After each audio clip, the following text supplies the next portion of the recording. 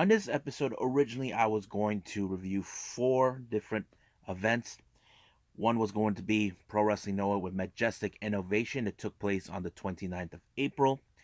Tokyo Pro on the 30th of April. Also, we got Game Changer Wrestling with Life Goes On the 1st of May, and of course AEW Dark. But however, after I review Tokyo Pro, I will also review Stardom, which they started the Golden Fight Week, I believe. In this one features the return of Konami, who we haven't seen since December. As you know, she currently left the promotion due to some health issues, but now she's back only for this particular tour, and she joins as her good friend Sayuri in God's Eye.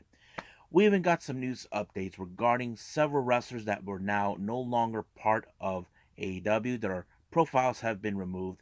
We even got a current NXT star who has been frustrated with WWE but now requested for his release.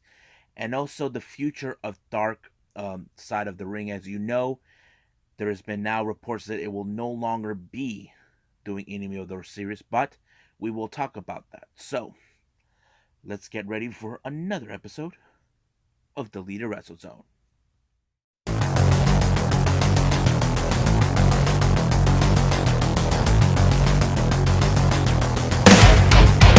Are you ready?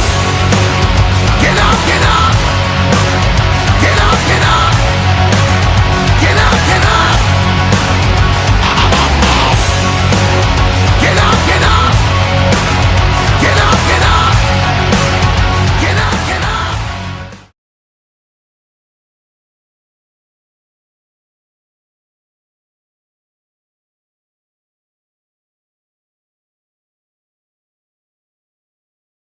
Welcome everybody to Deleted Wrestle Zone, all things that is pro wrestling with AEW, NXT, New Japan Pro Wrestling, Impact Wrestling, the National Wrestling Alliance, various promotions, wrestlers, matches, and championships. I am your host, Gerard here. So, let's begin with Pro Wrestling Noah with one of their much recent events that took place on the 29th of April. This one's called MAJESTIC N Innovations that took place on the 29th. Now, this particular event is a 2-day event for the MAJESTIC tour, I believe, at Ryogoku. Now, however, this particular event is mostly comprised of junior heavyweight competitors. So you're gonna say, how would I know that? Well, whenever you hear the word N Innovation, that means it's a little event for the Noah Junior Heavyweight division that they put in. So everything is all about the juniors in this one. We even had, of course, special guest commentators, mostly from the Japanese commentary section. We have the Mav, the Myth, the Legend, Yushin Thunder Liger being there. And of course, on the English commentary side, we had several stars. We had Slex, who made it well, if you guys know he is an Australian wrestler. Then, of course, we got Rene Dupree. You may have remembered him from that French tag team, the Revolution, La Revolution, whatever they call themselves. He made his return to Pro Wrestling Noah after 2 years, since he hasn't been in Noah for almost 2 years since the pandemic. And of course, we have someone you may have all remember, Simon Gotch. So these three individuals were part of the English commentaries team. Luckily for me, I was able to hear that all in English. Now, the first match, we have Kai Fujimura taking on Hikaru Hidaka. Now, Hidaka has been a well-known veteran in the junior heavyweight division. Basically, he trained many wrestlers over the years, but this time he has to face a guy who's still on the learning curve, and that is Kai Fujimura. But unfortunately, the master wins in this particular match when he picked up a very strong victory against Fujimura. Now, our next match, we have another young boy who has been under the learning curve of Stinger's leader Ogawa, taking on the Australian superstar Slex. Now, this particular match, it was all Slex. He put up a very hell of a fight. Even Yano himself, I think it was Yusutaka Yano. But I have to say, Slex, being in Pro Wrestling Noah, has changed a lot. He has proven himself that he belongs in a Noah ring, and that's exactly what he did when he picked up a strong victory with his finisher. I forgot what he called it, but uh, it was a pinfall, 1, 2, 3, and it was over. Now, our next match, these two guys known each other. They were once partners, now they're bitter enemies from two different factions. We got Stingers, Yuya Suzumu taking on Los Perros de Japón member Kotaro Suzuki. Now, for those who probably ask me, how did these two end up enemies? Well, it appears Stinger has been scouting this guy, Yuya, to join them, and that's exactly what happened. That's when Suzuki was scouted by Ron Guy and Hidaka to join theirs. So that kind of ends up. But even though these two really hated each other for everything they've been through, but it was an amazing match. But however, it did not end well for either man because the match ended after 20 minutes, became a time limit draw. So Kotaro Suzuki was not happy with the result, so he walked out like all pissed off, believing that he had everything under his control. But we may never know the answer if they ever get another match the same. Now, we got a very interesting six-man tag match. For team number one, we got Kongo, consistent of Hijima Ohara and Tadasoke, but they brought in someone we know. It's still unclear whether if this is a one-time thing or he is a full-blood member. We're talking about Suji Kondo. You may have seen him before. I've seen him in Dragon Gate and other independent promotions, including DDT, but it's still unclear. However, their opponents is none other than Los Perros del Mar de Japón, consistent of Super Crazy, Nosawa Rongai, and Tejano Jr. I have to say, this is where the Perros del Mar are good at what they do. They are the most aggressive unit in the Noah Junior division. So that kind of puts in play, but it was Tejano who picked up the victory onto Tadasuke, giving him the much better pin. And of course, the reign supreme in this match was Los Perros de Mar de Japón. Next up, this was a very interesting match. This one is a loser must change their name / hair versus hair. These guys were part of the same group. These guys were once friends, like brothers. We got Hao and Neo. They known each other for many years. Neo was 5 years into Pro Wrestling Noah before Hao, and Hao made a decision months ago to defect and join the Noah Junior Army. So basically, there's been talk about will Hao return or change his name, but however, the Noah Junior regular army made the decision that Hao keeps his name, but Neo was not okay with it. So we ended up with this match with whoever loses, not only they'll have to change their name, but they have to get their hair but it was an incredible match. Like, you can tell by the fire in these two guys' eyes that they want to win this, but one of them gets to keep their name, and I think that's the key part.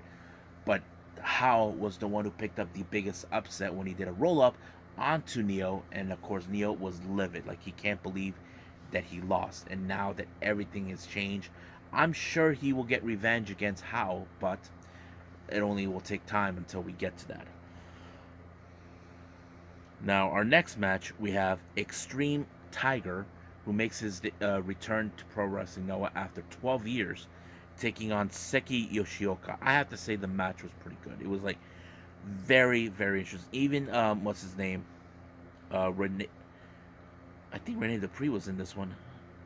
Yeah, Rene Dupree was commenting on this, that he knows Extreme Tiger, what he's capable of, and all this. And I thought it was a pretty good match, but it was Extreme Tiger that pulled off an arm, like a somewhat version of a chicken wing, forcing Yoshioka to tap out. So it was a pretty strong match. Now we got Dragon Gate members in our next match. Z-Brats consist of Hayo, SB Kento, and Shun Skywalker to take on members of the Noah Junior regular army. We got Junta, Miyawaki, Alejandro, and Daisuke Arada. Now, before Daisuke Arada made his step into the ring, he had to take one glance of the one person that every junior heavyweight wrestler in Noah had to take a look at. We're talking about, of course, um, Yushin Thunder Liger. Now, it's still unclear if Harada wants to have a piece of him. You know what I mean? Like, challenge him. It's still unclear on that part. But Z-Brats, if you guys knew who they are, they were known as the faction in Dragon Gate long before, as of course, RAD. Now, these guys use cheating tactics. These guys made their presence known in Noah a couple of months ago by attacking the junior heavyweight division in Noah to prove how strong and superior they are to them. However, you know how Z-Brats are. They cheat in their matches. They even use a chair when, of course, the referee wasn't looking. But Shun Skywalker, who's the bit of the psycho of the group, was able to pull off to Alejandro and, of course, win the match.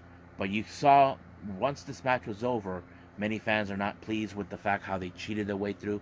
Z-Brats don't care. They are proving that they are the most dominant group. But I hate to be Z-Brats getting confrontation with Stinger, because they also try to prove they are the dominant group. Now, we have international three-way match. This was a very, very fun match where we have the debut of Ninja Mac. As you know, Ninja Mac make appearances in GCW. His opponents are Alpha Wolf and also Dragon Bane. I thought this match was great. Unbelievable. I have to say it did fit to the standards and lived up to what the hype is in the junior heavyweight division in Noah. And I think that's what I think many fans, but I think the fans were mostly impressed by none other than, of course, Ninja Mac. If you guys seen the guy, he is unbelievably awesome. And not to mention, the biggest shocker is they accidentally, when they did Tope Suicidas, they landed on the freaking Japanese commentary section. That kind of was like, holy cow. I'm like, I hope they're okay, but it's nuts. And of course, Ninja Mac, actually, first it was Alpha Wolf who was eliminated by Dragon Bane, and then later it became Ninja Mac and Ninja Mac in the last part, but Ninja Mac did like a springboard twisty 360 move and won that match. And I think he gained a lot of respect by the fans, including the commentary section. They were all happy with his presence, and I think they have a gem here. If I was pressing no officials, I definitely would have him around more often. Now we get to our semifinal main event. This is the GHC Junior Heavyweight Tag Team Championship. We have Stinger, but this time Stinger has a member they have been familiarized with. He's not originally a Japanese wrestler. He is a British wrestler. And we're talking about Chris Ridgway making his return to Noah, teaming with Ogawa. Now, Stinger has proven many times they are the dominant junior heavyweight faction in Pro Wrestling Noah. Their opponents is the champions, none other than Atsushi Kotoge and Yohei. Now, we all know the history between these two individuals. They were once members of Stinger, then later they formed Full Throttle, but Kotoge left, and so on. But Yohei joined the Noah Junior Army, and he was very happy, and this is one of his goals, is to win a championship, and he did that by teaming with Kotoge. And I thought this match was great, but it was absolute torture because they were Chris Ridgway was targeting the leg and knee of Kotoge that allowed them to win the match. I was thinking it was so brutal, but however, Kotoge couldn't take it anymore, so he just tapped out, allowing for Stinger to win the match. But Ogawa, being the veteran that he is, but also seems like he may have had a deep grudge against Yushin Thunder Liger. He's trying to get to his face. But if I was Ogawa, be careful. You don't want to piss off Yushin Thunder Liger, because, you know, he's not wrestling, but I think he must have think that it's pathetic of him to retire. But that's how it is in a Japanese world. Now, our main event, we have, of course, the Junior Heavyweight Championship with challenger member of Stinger Hayata, and, of course, member of the Los Perros Ingolables, who was the champion, Eita. This match was a ballsy slobber knocker match. Ayada, who's been proving time and time again why he's the best competitor ever. Now, this is not the first time he actually had this title, but this time he has to take it off a man that they've been at war with. Now, Stinger has been at war countless times with Los Perros en Mar de Japón, but Hayata was able to make Aita bleed. But the more and more Hayata tried to pull every move, the more Eita was weakened and weakened and weakened until finally Hayata was able to pick up a very strong pinfall to obtain finally the GHC Junior Heavyweight Championship. And now the kicker to this part of the whole story of this match, Stinger now has all the gold. That means they have the GHC Junior Heavyweight Tag Team Championships and the GHC Heavyweight Championship. So that means at this moment forward, they are the most dominant faction ever. But the real question now remain is, who will be now to dethrone Stinger of all of these titles that they have? That's an excellent question. But we'll find out the next time we get in. But I believe right now let's move on with Tokyo Joshi Pro Wrestling.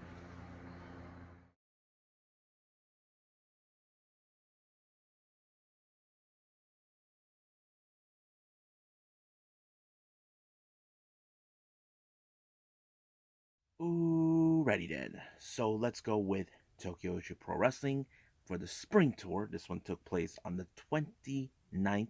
No, scratch that. The 30th of April. Now, this was an outpost show before their May 3rd event. Yes, Wonderland.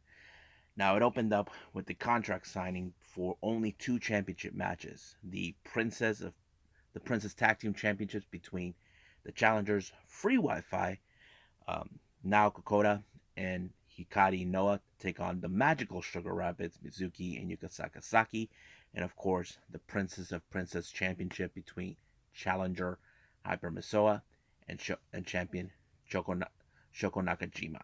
However, in this type of outpost, I did not notice until now that in this type of outpost events, they normally have the challengers team up from both championship matches against the champion. So that was the main event. But we'll get to that. Now, opening match, we got Kaya Toribami taking on Zuzumi. Now, I have watched Zuzumi has grown up a little bit more in the in-ring, in her in-ring work, as you guys notice. She's become a much better stable for tag team and singles. I haven't seen her act this way before, not since her former tag team partner. You may know who that is. If you guys don't know who it is, I'm referring to, of course, the winner of the Cinderella tournament, Mirai. If you guys don't believe me, look it up. If you have Wrestle Universe, look it up. She was there in that particular time until she left last year. So I have to say Zuzumi was very impressive, and she pulled off a somewhat of a like an RKO or gun stun type of move, which was awesome. It did allow her to pick up a really good victory, and then she pinned her 1, 2, 3. Good night, Kaya. Next up, we got Arisu Endo taking on Yuki Inoue. Um, as you know, Yuki Inoue really had a. She's trying to find herself ever since her tag team partner, former Bakuratsu sister Nadoka Temna retired. She has grown up a little bit more. Now she's getting used to becoming a singles competitor, so she took on Arisu Endo. Fortunately, she put her in a full Nelson lock, and Endo had no other choice but to tap out. Then we have a very interesting three-way match. Now you guys know these three-way matches. It gets chaotic because the referee has to keep an eye on who's going to be winning in that match, either by pinfall or submission. So we have Aruna Neko, Raku, and Rika Tatsumari. But however, Raku just being Raku. You know how she is when she likes to play games with everybody, especially her opponents. She was the second entrance of this entire match. You know what she does? She hid from everybody under the ring. And I don't think nobody bothered looking for her. Not Neko, not Tatsumi. They just decided, well, we're going to just work on just those two. But when Tatsumi had Neko pinned down, ready for the 3 count, apparently Raku showed up. She ran through the hills, tried to hide from Tatsumi, but she had no clue. She even questioned the ref. Was it him who hit her in the back? Nope. She should know better. Raku is a very try to play games with everybody. She done that before. I witnessed last one time. Raku hit under the ring. Rika Tatsumi had no clue where she was, and then she chased her, followed her all the way to the backstage. Thought it was funny, but this time it didn't. Not only that, they even tried to do the express way move that she normally does, try to antagonize her to come out. But it worked. But this time, Raku did it herself. So basically, that's how it's. But the real question was who was going to walk out as the victor. Now, this was, to me, I felt it was going to be Rika Tatsumi because she is like one of the most popular wrestlers in Tokyo Joshi Pro. But to my surprise, it was Raku when she did like a somewhat of a stunner onto Neko and 1, 2, 3. Good night, Neko. So I was surprised. Now, Raku rarely wins. Just to put it out there, she rarely wins, but she wins when it's fun for her. Next up, we got Moka Miyamoto taking on, of course, the cutest in the world, Maki Ito. You know how Maki is, with her strong head. I wonder if Miyamoto knew what she was getting herself into, but she hanged in there until, unfortunately, she ended up in a Texas Cloverleaf by Maki Ito, and she had to tap out. Next up, we got tag team action. We got Mahito Kiru teaming up with her longtime friend Yuki Kamifuku to take on Miyu Watanabe and Miyu Yamashita. Now, these two have teamed up before in the past. I thought it was a pretty good dynamic match between Miyu.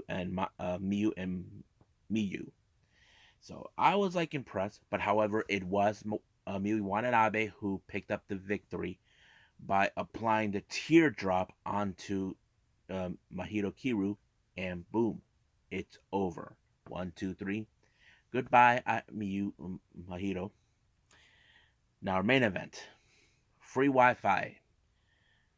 Now, Kakuta and Hikari Noah teaming up with the resident superhero, Hyper Misao, to take on the champions, the Magical Sugar Rabbits, Mizuki and Yuka Sakazaki and Shoko Nakajima. Now, you know how this is, but however, the only thing that the free Wi Fi needs to be more careful. Last time, they had an embarrassment loss against free Wi Fi one time. Basically, they did not like it. However, they decided to take it serious now with free Wi Fi, are making a name for themselves. So, the real question was how did this end? Well, it was Hyper Misao who pinned Shoko Nakajima, basically sending her a message that she will do the best she can to dethrone her of the Princess of Princess Championship. So we'll just gotta wait and see until the May 3rd event, Yes Wonderland. So I thought it was a pretty good show, but we know that West Wonderland is going to be a killer show. So I think that's pretty much it. Let's move on with Stardom.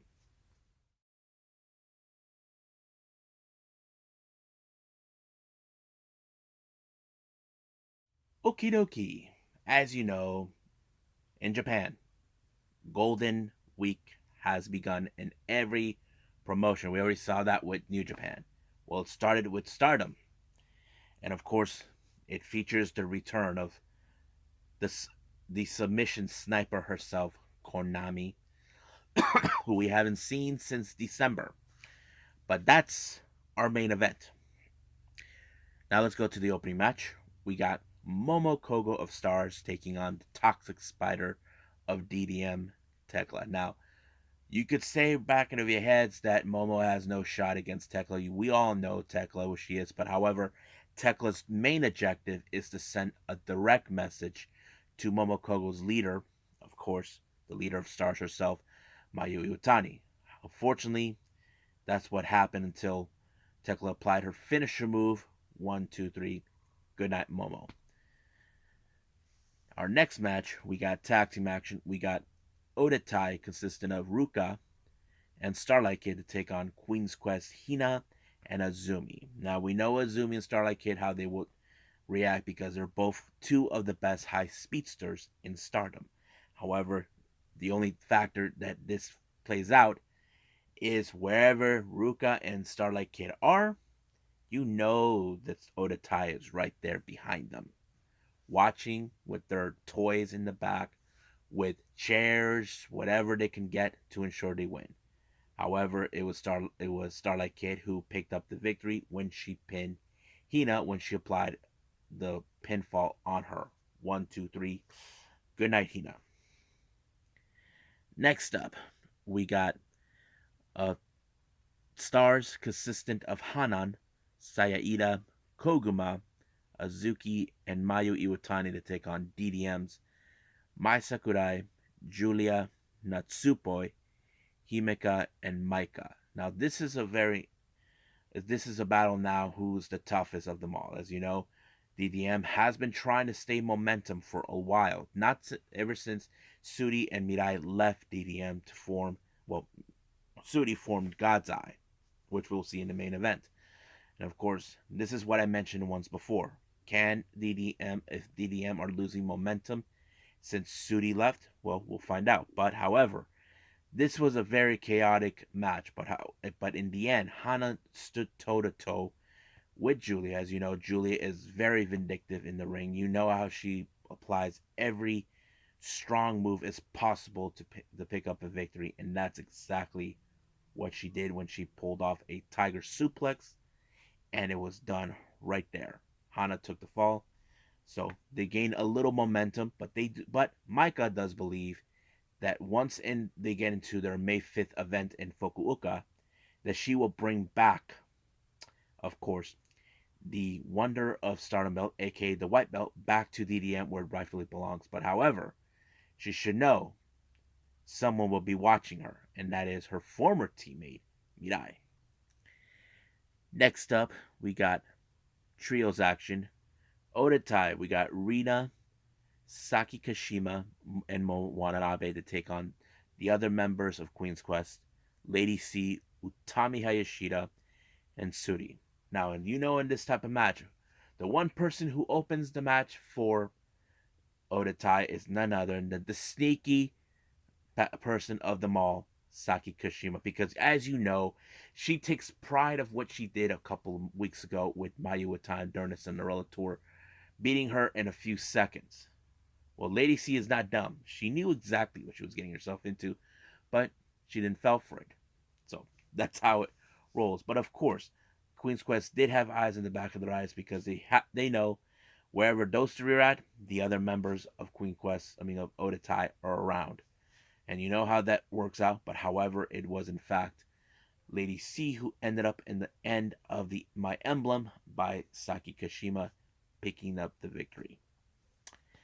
Now, our main event, we got the Cosmic Angels, Waka Tsukiyama, Unagi Sayaka, Mina Shirakawa, and Tam Nakano to take on God's Eye with the return of Konami, Ami Sorai, Mirai, and Suri.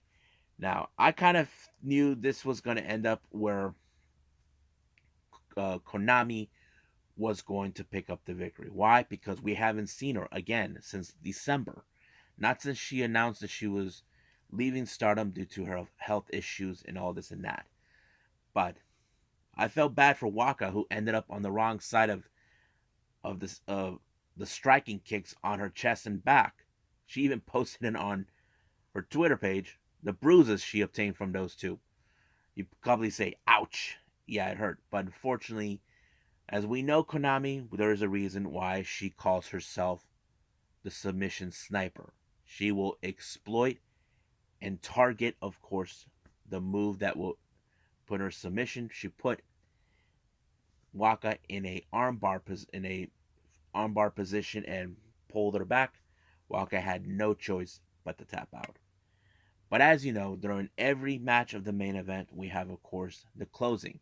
So basically, God's Eye closes the show, but Konami had a few words to say how she's happy to be home to Stardom, that she's only here for the Golden Week, and pretty much it. We will expect more matches coming up. As you know, For the Fukuoka event on May 5th, we are expecting God's Eye to take on DDM. As you know, DDM claimed that it's going to be the end of God's Eye. But the real question does remain.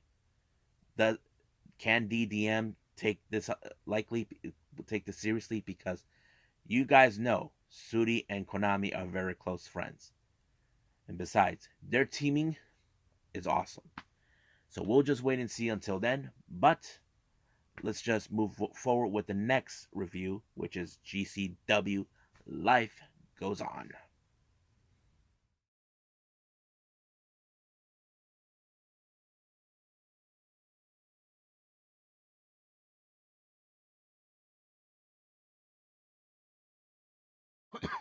Okay, GCW had one of their latest events that took place this past weekend. Life Goes On. Now, this features two championship matches, two qualifying matches, and other special grudge matches, however you want to call it. First match, we have Alex Price versus ACF. This was a very interesting matchup because I have followed Alex Price, how he is, his character wise, but ASF, he's like the other type of underdog that we definitely can get behind it. I mean, he's very amazing high flyer if you guys seen him. But I did not expect ASF to win the match because I've seen Alex Price how he wins his matches. But he picked up an interesting pinfall in order to win the match. Next up, we got the Sauce, Alex Zane, excuse me, versus Dante Leon. I thought it was very interesting that these two are high flyers. We know how this is, but of course we had the Sauce driver that finished Dante Leon off. So practically that's how it goes. Now, this was the most interesting match, which is for the GCW tag team titles. We have Akira and the Duke, John Wayne Murdoch, who is trying to obtain more gold in GCW, but this time he is going up against a team. To him, he might find them weird, but to us, they're fun, entertaining. They can do whatever they want. We're talking about Bussy. That's right, Alley Catch and Effie. Now, the fans were antagonizing out the Duke the entire time. But you wouldn't expect. But I did like how Effie kissed on the lips John Wayne Murdoch, and I think he did the same thing with Akira, but Akira bite him on the lip. But you wouldn't expect a whole lot in this particular matchup because the way it was being played out in every aspect. Akira and John Wayne Murdoch are trying to put together that they are the strongest team. As you know, John Wayne Murdoch has invaded GCW, claiming it's now his house. But unfortunately, it's not. Basically, they lost because Ali Catch actually put Akira in a pile driver, or was it the Gotch style pile driver? I can't tell which one she did. That ended. So Bussy retained the titles. Now our next match is part of the tournament survival qualifying match. We have Jimmy Lloyd versus Shane Mercer. Now, I was a bit biased on this too because Jimmy Lloyd, he's been as a deathmatch wrestler for a long time. He doesn't have the best track record, but I feel that Mercer does have the best track record because he's the strongest SOB you ever get to meet, and that's what made him win the match. Jimmy Lloyd, he's always losing his death matches, but yeah, that's how it is. But I got nothing against him. I say he does have a heart of a fighter, but he keeps going. Now, our next match is a six-way scramble match for the GCW Extreme title. We have Marcus Mathers, Axton Bay, Dragon Kid, Gringo Loco, Cole Raddick, and AJ Gray. Now, this match, scrambles, you know how that goes. It just goes in a bad way. You know what I mean? Basically, you just don't know how it's going to be. Now, there were those that were saying it's possible Cole Raddick could win. I don't doubt it. He is a fantastic wrestler, but AJ Gray had that feeling that he could retain it. So he did. He was the one who picked up the victory with the pinfall. I just forgot who he pinned, but wow, yeah. Next up, we got awesome tag team match. We got Nick Wayne and Jordan Oliver to take on the Spanish announce team, or SAT, Joel and Jose Maximo. So give me a second.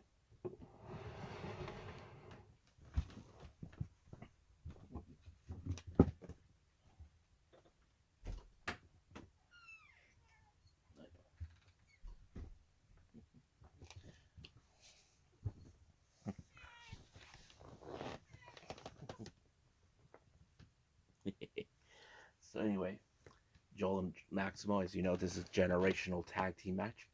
We know who these guys are. So if you guys never seen Joel and Jose Maximo, they're also known as the Spanish announce team, which stands for like an acronym for SAT. If you guys know this or not, he is the Amazing Red. They're the Amazing Red's cousins, and also Selena Vega's cousins.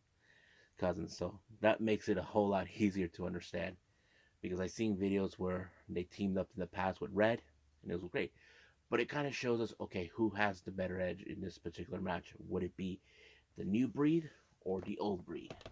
So I think in this one, what was amazing is how Joel and Jose were able to pick up a victory by applying a double Spanish fly. So that kind of goes out in a way where we're like, holy shit, that kind of way. So I'm like happy with the whole thing, and I'm just, but they gave them props for that. So yes. Now our next match we have was of course Masha Slamovich taking on Joey Janela. As you know, Joey Janela is, with the same attitude.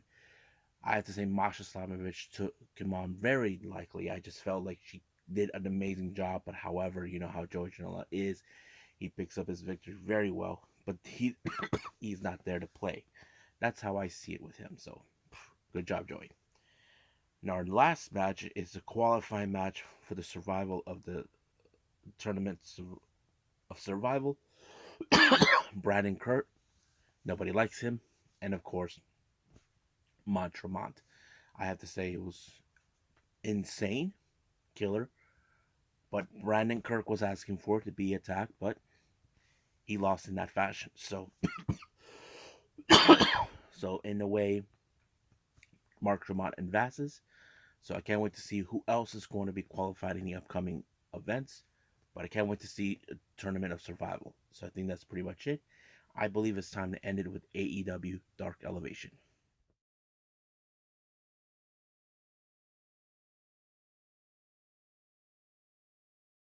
And so we got the last thing we're going to review is AEW Dark Elevation.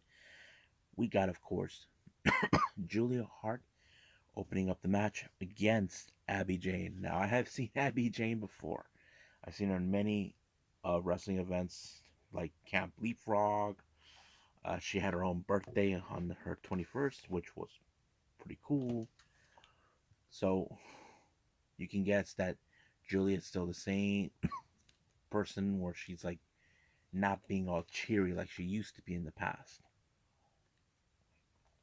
But of course, it ended with the split bulldog and it was over.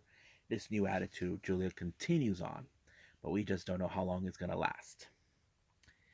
Next up, we got Anthony Ogogo taking on Goldie. Now, this match, you know, when it comes to Anthony Ogogo, when it comes to how he ends his matches, where he just gives one punch, it's over. So that's how it goes. So the Gavina thinks that this is how it ends. Well, so that's how it ends. Next up, we got DDT's Konosuke Takesh, um, Kagechka, I think that's her name. I can't pronounce it right anymore. Taking on Red Titus. Now, this was a pretty good match. I mean, Takeshka has been on a roll since he came to the States. Not only he makes appearances, he appeared in PWG recently, and then all this. But I'm like, he's always so impressive for what he can do. I know many people would love to see him on Dynamite or Rampage, but it's awesome to see him. But he did finish off the match with a high knee jump right there. It's over. 1, 2, 3, and it's done. Now, Tony Nese, his opponent, well, I don't know what Smart Mark Sterling was thinking. His opponent is someone you guys may have heard of in Ring of Honor. Cheeseburger. Yeah, people love Cheeseburger. I don't think Tony Nese was he did not he underestimated him. I think it was a good match, and I think Tony Khan should take a look at him, in my opinion. But it was a good match. But unfortunately, Tony Nese got the better with that running knee strike. Boom, and that's how it ends. Next up, we got Willow Nightingale versus Gia Scott. Now, Willow Nightingale, you know how she is. She is very bubbly, very energetic. And, we know her involvement with Ring of Honor recently. But hopefully we do see her sign soon. But I have to say it was pretty great. She picked up a very impressive victory. Next up, we got someone you guys may have known. Zach Clayton, who is, I don't know if he's engaged or still with JWoww, taking on Max Caster. Well, you know how Max Caster is. Loud mouth, big mouth. But however, with that elbow strike, that always ends everything with Clayton in order for him to pick up a good victory. Next up, we got women's tag team action. We got Emmy Stalker and Nyla Rose taking on Anna Jay and Chris Statlander. Now, this was also another combination that was good, seeing Chris Statlander with Anna Jay. So basically, it was pretty amazing. But Chris Statlander picked up the victory with the something with the knife. Kind of like she no longer calls it the Big Bang Theory, but let's just call it that anyway. But it was great. She picked up a good W in this match. Now, main event, we have the Dark Order, a 12-man tag team match. We have Stu, Uno, 5, 10, Reynolds, and Silver taking on Anthony Bennett, Corey Mashaw, Mike Law, Jordan Valo, Eli Ism, and Brett Waters. But this one was pretty easy. Was fun. Great teamwork from the, of course, Dark Order and all that stuff. So they picked. It was in fact sort of like the Frog Splash by 5. They picked up the victory to win. I thought it was pretty cool. It's like a walk in the park for Dark Order. But yes, so I think it was a pretty good show. I enjoyed it, but I think it's time to move on with news updates.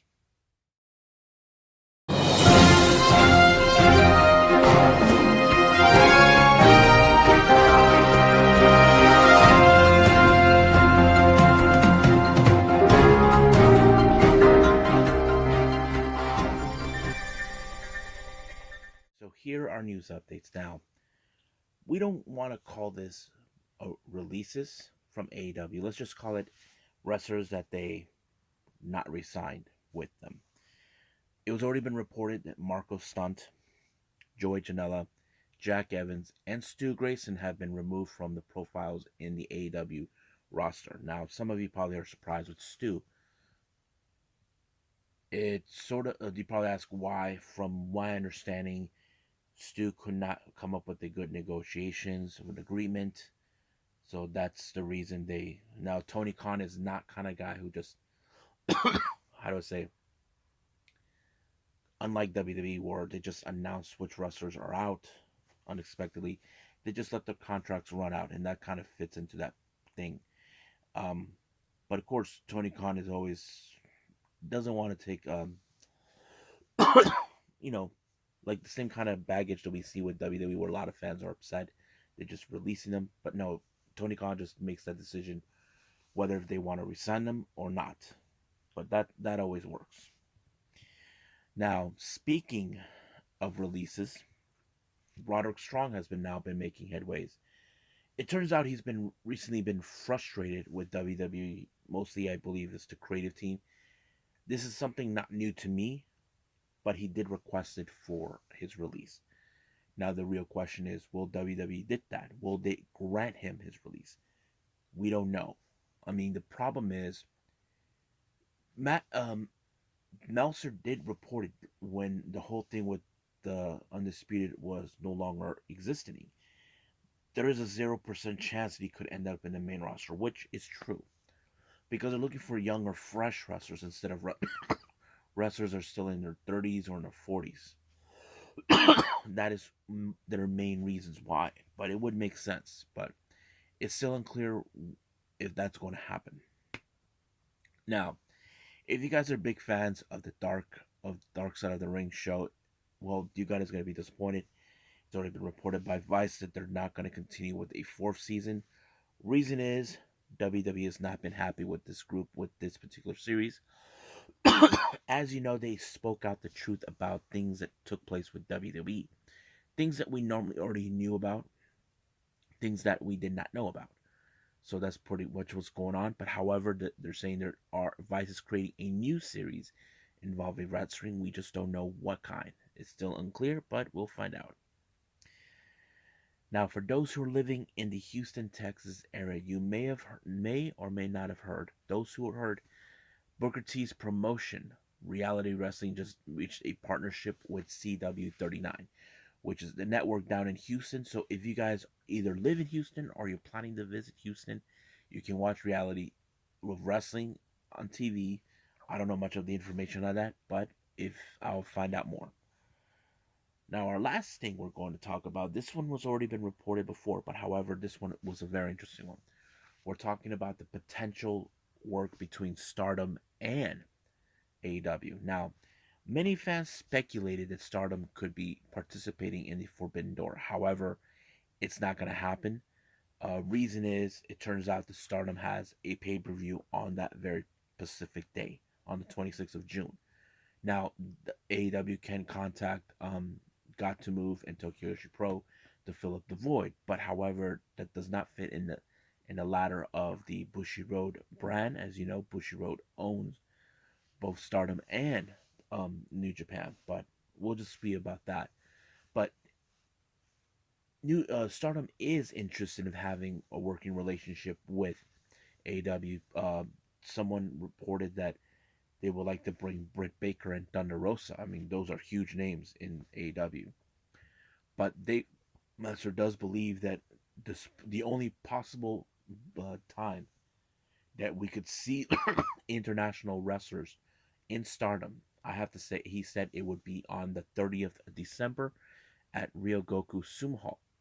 But however, that's not end right there. It ends that we're not that far off for the annual Wrestle Kingdom, which starts on the following year. It would make sense because you want recently New Japan has been giving exhibition matches for Stardom, and I think that would fit in. So we'll see what happens then. So I think that's pretty much it what I got right now. So it's time for calling it a day. Well, I hope everybody enjoys this episode. Like I said, I wasn't planning on doing 5, but I'm glad I did it. I'm glad I did Stardom.